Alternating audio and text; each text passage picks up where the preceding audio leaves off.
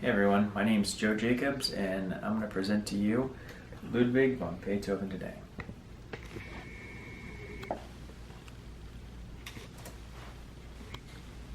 Beethoven was baptized on December 17, 1770 at Bonn. His family originated from Brabant in Belgium. His father was a musician at the court of Bonn, and with a definite weakness for alcohol, his mother was always described as a gentle, retiring woman with a warm heart. Beethoven referred to her at times as his best friend. The Beethoven family consisted of 7 children, but only 3 boys survived, of whom Ludwig was the eldest. At an early age, Beethoven took an interest in music, and his father taught him by day and by night, on returning trips from the house from music practice or to the tavern. Without a doubt, the child was gifted, and his father Johann envisioned creating a new Mozart. On March 26, 1778, at the age of 7.5, Ludwig von Beethoven gave his first public performance at Cologne. His father announced that he was 6 years old, and because of this, Beethoven always thought he was younger than he actually was. Soon, Ludwig learned new music, notably the organ, and composition by renowned musicians such as Gottlob Nife. Nife recognized how extraordinarily talented Beethoven was, and in 1782, before the age of 12, Beethoven published his first work, 9 variations of C minor for piano, on March by Ernest Christopher Dressler. The following year, in 1783, Nife wrote in the Magazine of Music about a student, saying, "If he continues like this, he will be without a doubt the new Mozart."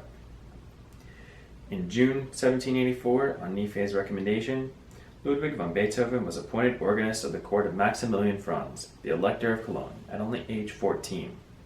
Here, he also met a lot of people who were to remain his long friends for life. At home, little by little, Ludwig replaced his father, first of all financially because he was often under the influence of alcohol and was less and less capable of keeping up his role at the court.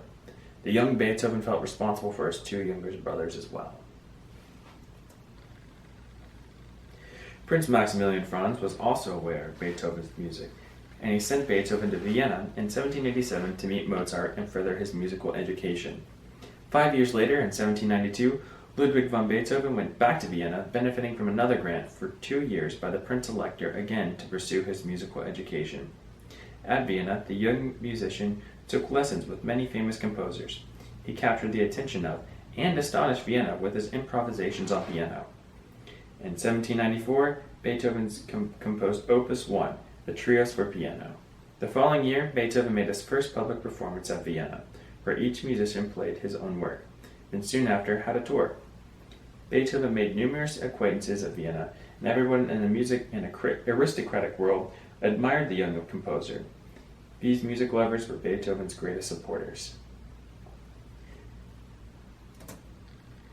In 1800, Beethoven organized a new concert at Vienna, including notably the presentation of his first symphony. Although today we find his work classical and close to the works of Mozart and Haydn, at the same time, listeners also found the music strange and overly extravagant and even risque. This genius Beethoven, who was still a new young composer, was already pushing the established boundaries of music. In 1801, Beethoven confessed to his friends he was afraid that he was slowly going deaf, and in 1802 he wrote a famous text expressing his disgust at the unfairness of life. That he, a musician, could become deaf was something he did not want to live through. However, music made him carry on. He wrote that he knew that he still had many other musical domains to explore, discover, and to pass on. Knowing that his handicap was getting worse and worse, he threw himself to his greatest work, sonatas for piano, and the second and third symphonies, the Eroica, of course, and many more.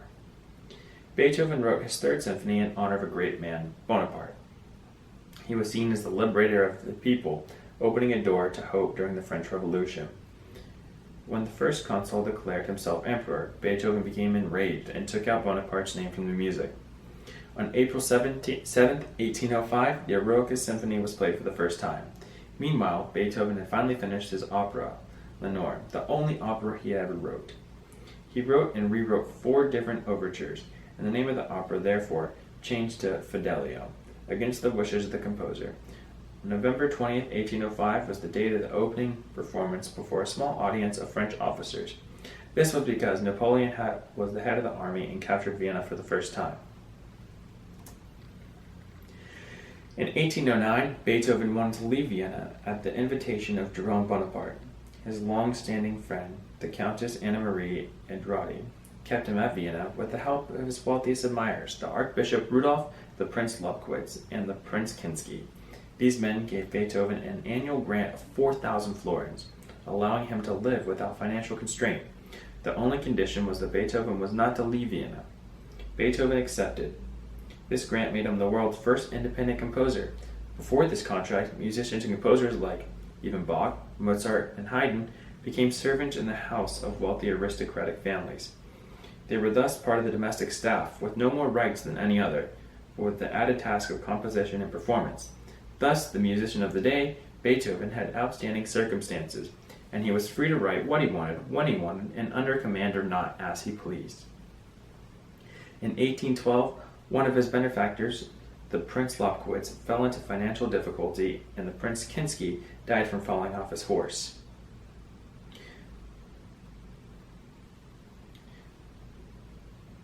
Kinsky's descendant decided to put an end to the financial obligations towards Beethoven, and thus started the composer's many attempts at saving his financial independence. The Academy of 1814 regrouped his work as well as the 7th and 8th symphonies. This was also the time of the rewriting of Lenore as Fidelio, Beethoven's only opera. This work eventually became successful with the public. On November 15, 1850, Caspar Karl, Beethoven's brother, died. He left behind his wife as well as a 9-year-old son, Karl. Here, Beethoven's life was to change dramatically.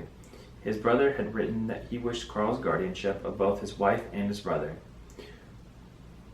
Beethoven took this role very seriously, but the 45-year-old, who could no longer hear, found it very difficult to live with and understand a child.